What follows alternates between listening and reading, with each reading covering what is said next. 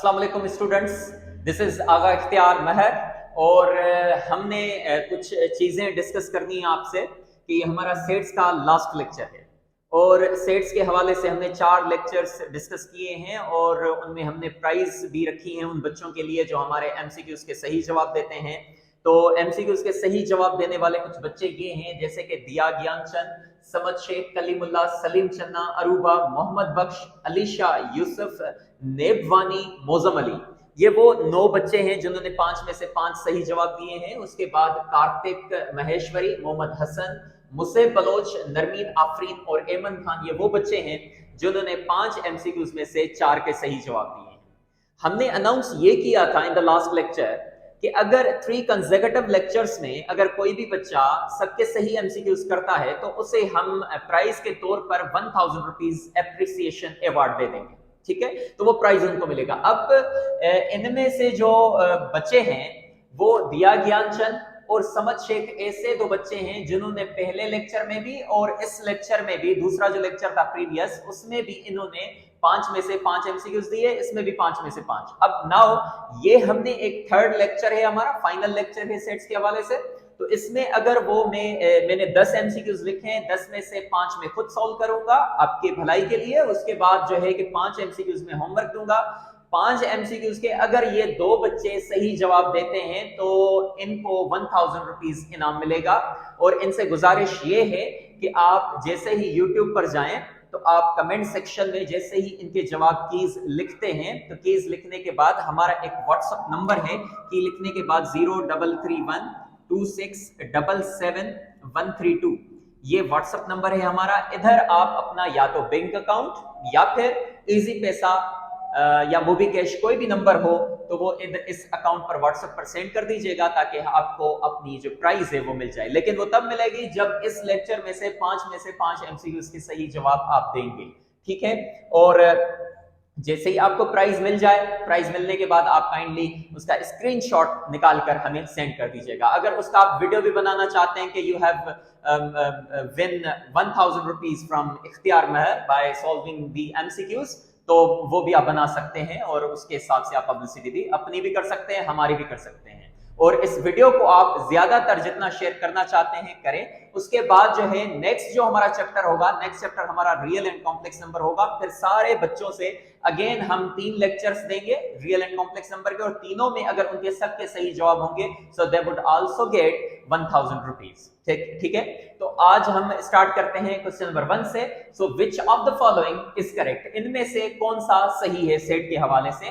तो Z denote करता है इंटीजर्स को, W करता है होल नंबर्स को, N करता है नेचुरल नंबर्स को, Q करता है रेशनल नंबर्स को और R करता है रियल नंबर्स को। तो ये कुछ चंद सेट्स हैं जिनके हवाले से कौन सा सही है और कौन सा गलत है। तो इसमें 3 गलत हैं, एक सही है।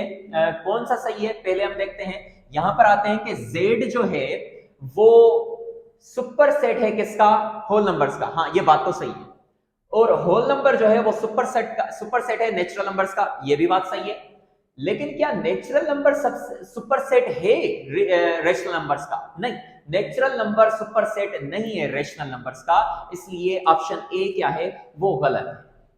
उसके बाद नेक्स्ट पर आते हैं, रियल नंबर सबसेट है होल नंबर का? नहीं नहीं नहीं, रियल नंबर बड़ा सेट है और होल नंबर छोटा सेट है, तो रियल नंबर छोटे सेट का सबसेट नहीं हो सकता। अगर ऑप्शन सी में देखें कि नेचुरल नंबर सबसेट है होल नंबर्स का, हाँ ये बात सही है। होल नंबर जो है वो सबसेट है इंटीजर्स का, हाँ ये बात सही है। तो ऑप्शन सी जो है ना वो करेक्ट ऑप्शन है। अगर डी को देखें तो रेशनल नंबर सबसेट है रियल नंबर का, हाँ ये भी बात सही है। लेकिन रियल नंबर सबसेट है नेचुरल नंबर का, फिर से कहानी खराब हो गई। सो डी ऑप्शन भी गलत है। ऑप्शन सी जो है वो सही है कि natural number is a subset of whole numbers and whole number is a subset of integer is a subset of rational number is a subset of real number and real number is a subset of complex number। ठीक है, ये sequence चलती है। Next, if a is the subset of universal set then a complement is defined as, a complement को set builder form में कैसे लिखते हैं? ऑप्शन ए, बी, सी या डी, नन ऑफ दीज। तो ये आपके लिए होमवर्क होगा, ये आपके लिए होमवर्क होगा। Number 2 is homework. तो इसकी जल्दी से अभी की बना लीजिए कि इसका जवाब क्या होगा। Number 3, if a is equal to 1,2, b is equal to 2,3 and c is equal to 1,3, then universal set जो है वो किसके बराबर है? 1 2 3 के। तो आप हमें ये बताइए कि a union b union c whole complement किसके बराबर होगा? तो अगर हम a union b union c लिखेंगे तो a union b union c में हम क्या करते हैं? यूनियन में एलिमेंट्स को यूनाइट कर देते हैं, लेकिन हम रिपीट होने नहीं देते। जो एक बार आएगा वो दूसरी बार नहीं आएगा सेट में। तो हम देखें कौन से हैं। a में कौन से है? 1 2, हम 1 2 लिखते हैं।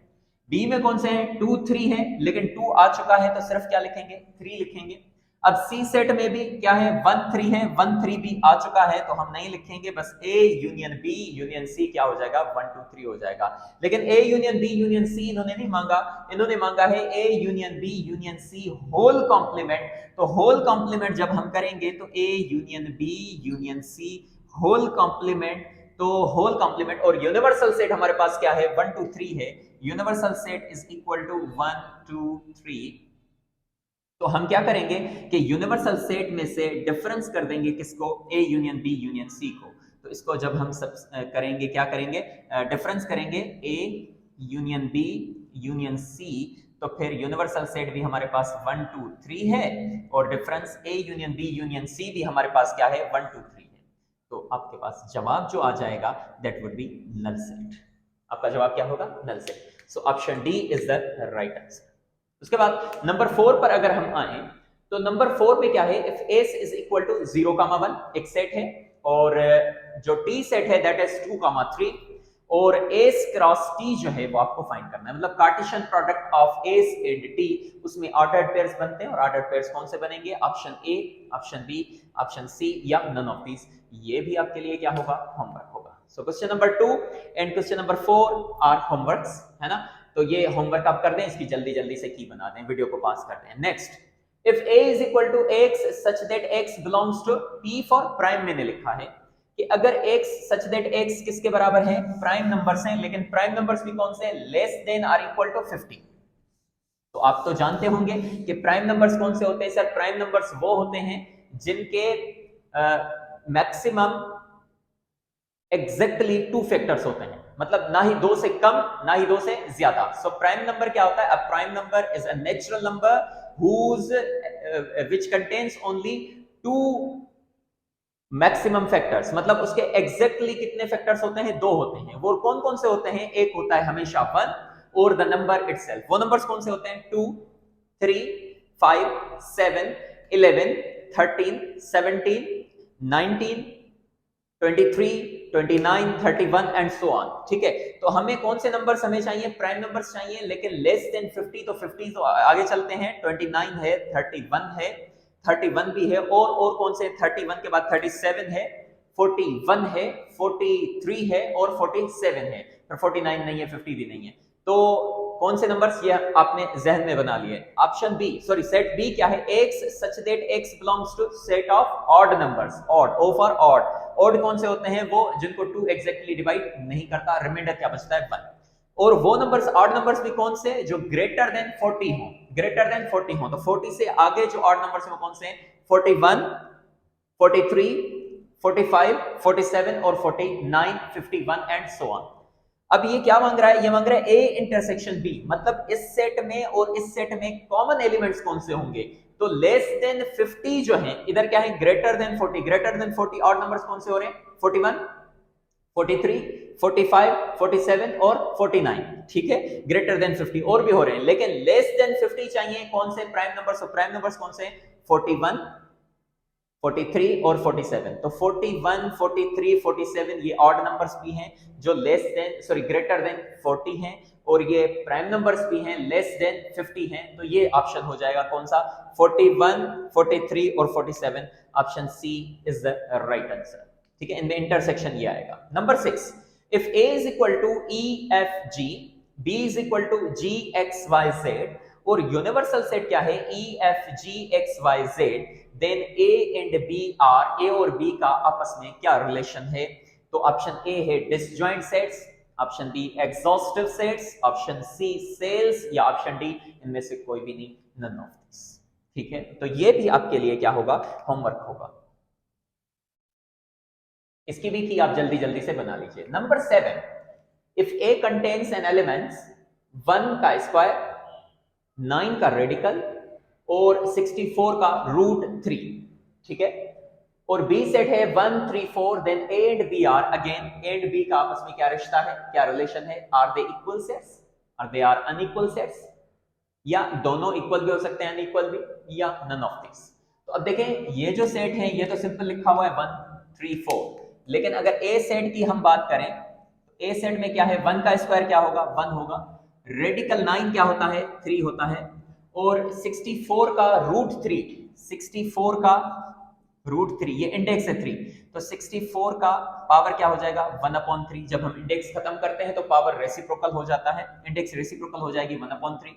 64 को हम ऐसा भी लिख सकते हैं 4 पावर 3, 4 पावर 3 मतलब 4 मल्टीप्लाई बाय 4 मल्टीप्लाई बाय 4, ये हो जाएगा 64। तो 64 को हम 4 पावर 3 भी लिख सकते हैं, और ऑलरेडी पावर इधर कितना है, 1/3 है, तो ये कैंसिल होकर 4 पावर 1 बनेगा, और ये रिजल्ट क्या होगा, 4। सो इसका मतलब क्या है, 4 है, इसका मतलब क्या है, 3 है, और इसका मतलब क्या है, 1 है।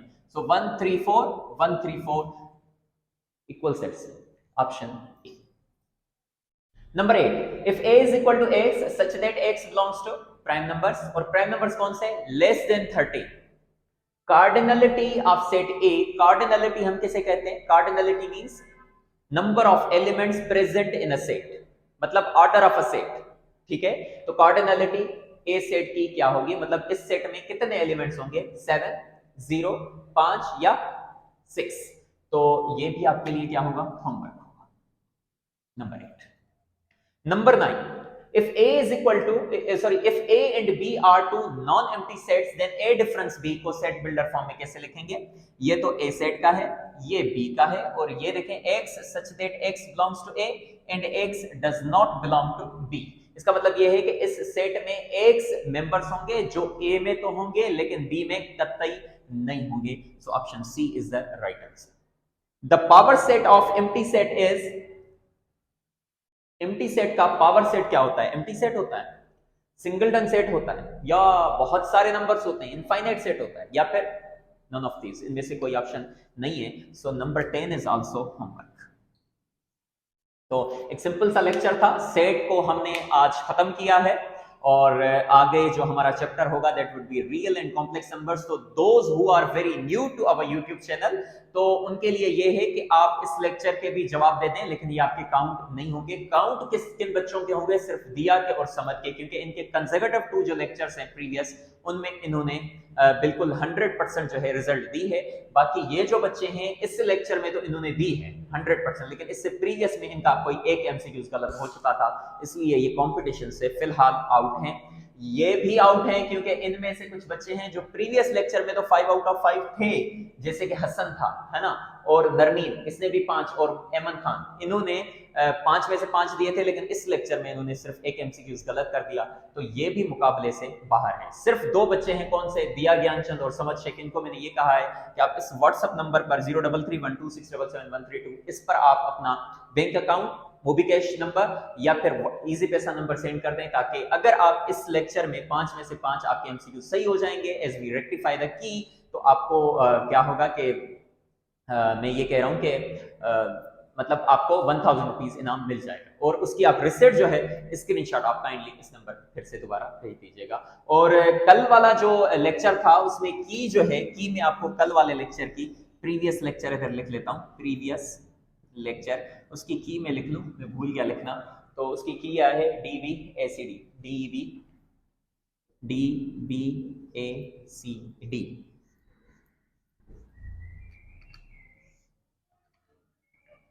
2 4 6 8 10 DBACD 2 4 6 8 10।